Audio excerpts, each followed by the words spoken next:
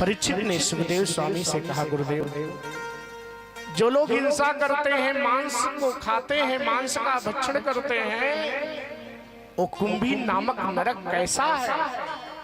वो नरक कैसा है? आज राजा परीक्षित सुखदेव स्वामी से प्रश्न कर रहे हैं। सुखदेव स्वामी कहते हैं, परीक्षित ध्यान से सुनो,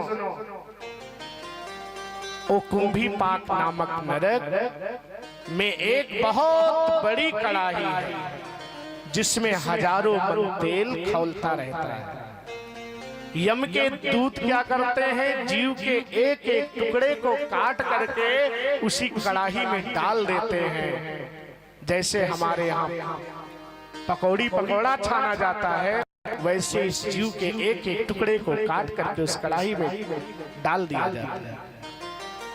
उस यातना को सह करके जीव भगवान का ध्यान करता है, प्रार्थना करता है, प्रभु मुझे इस नरक कुंड से बाहर निकालो, अब जीवन में मैं हिंसा कभी नहीं करूंगा, किसी जीव का वध नहीं करूंगा। हाथ जोड़ करके प्रार्थना करता है, परंतु यम के दूत कुछ सुनते नहीं है। इस संसार सागर में परमात्मा ने मानव तन दिया है, तो हम किसी को बचा नहीं सकते, तो मारने का अधिकार हमारा आपका नहीं है। मारने का अधिकार हमारा आपका नहीं है। अगर हम किसी को बचा नहीं सकते तो मारने का अधिकार किसने हमको आपको दिया है? हिंसा की प्रवृत्ति का त्याग कर देना चाहिए। इसीलिए जीवन में मांस मदिरा का त्याग करना चाहिए। ध्यान दें। लेकिन हमारा ये समाज इतना दूषित हो गया है कि लोगों को देख करके कष्ट होता है। मांस मदिरा की बाढ़ आई है, क्या बताएं।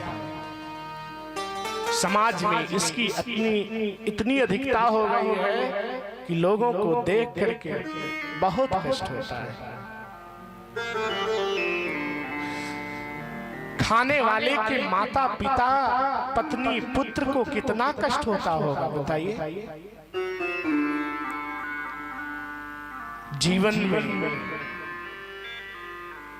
आप सभी से प्रार्थना है, जो इस लाइन में हो, मांस मदिरा का भक्षण करते हो, उनसे प्रार्थना है, प्यारे नशा को छोड़ दो,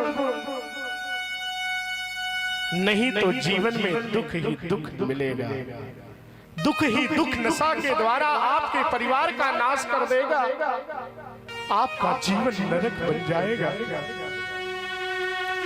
शराब पियोगे तो सत्यानाश होगा, ध्यान दीजिए।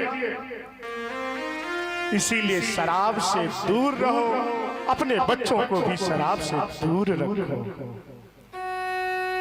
आप बताइए, शराब क्या अच्छी चीज है? शराब अच्छी चीज है। जिस घर में शराब पीने वाले लोग नहीं करते हैं, ध्यान दीजिए, उस घर से भगवान बहुत दूर चले जाते हैं। जिस घर में शराब पीने वाले लोग हैं, ये अच्छी चीज नहीं है। क्या इससे आपके बच्चे का भविष्य उज्जवल होगा? आपके बच्चे का भविष्य प्रगति की तरफ जाएगा? आपके बच्चे का भला होगा? क्या आपका भला होगा? अरे कितनी बहन बेटियों के मंगल सूत्र तक इस शराब ने बिकवा दिया।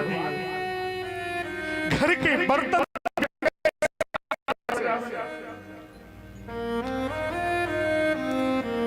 बहनों के गहने जो हैं, इस शराब ने बिकवा दिए। आपके बच्चे, अगर आप शराब पियोगे, जो कमाओगे उसको पी लोगे, तो आपके बच्चे स्कूल कैसे जाएंगे? स्कूल नहीं जाएंगे तो ज्ञान कैसे होगा? और ज्ञान नहीं होगा, अनपढ़ रहेंगे तो उनको मजदूरी करना पड़ेगा। जो आपने मजदूरी किया है वही आपके बच्चे मजदूरी करें, यही चाहते हो। इसलिए आप सभी से निवेदन है कि आपके बच्चे का भविष्य ना बिगड़े, आपकी पत्नी, आपके माता पिता को कष्ट ना हो। ऐसा कार्य क्यों करते हो? इसलिए निवेदन है कि जीवन में ऐसा कोई कार्य आप सब ना करें। किसी व्यक्ति से पूछा गया कि शराब बनती कैसे है।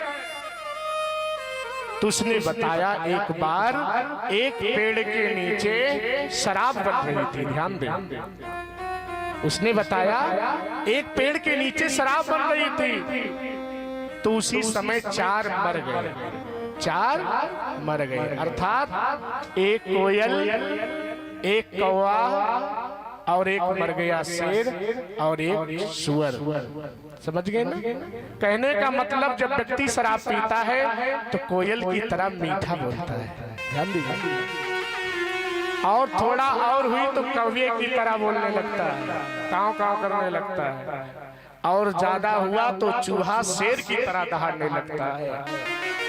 और जब ज्यादा है तो जहां पर सुअर रहती है गंदगी में, उसी में वो शराब पीने वाला उसी नाली में जाकर के गिर जाता है।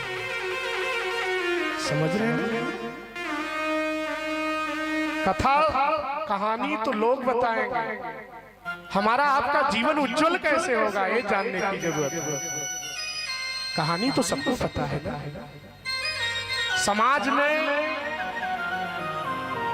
बुराई कैसे दूर होगी, इसको अपनाओगे तब हमारा आपका कल्याण होगा।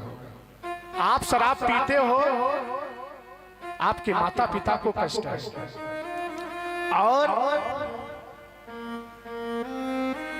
आपके माता पिता अगर जाकर के किसी नाली कीचड़ में गिरे रहे तो आपको कष्ट नहीं होगा, वैसे माता पिता को भी कष्ट होता है। इसलिए ध्यान दें, जो मांस मदिरा का भक्षण करते हैं उनका त्याग करें, तभी हमारा आपका सबका जीवन मंगलमय होगा।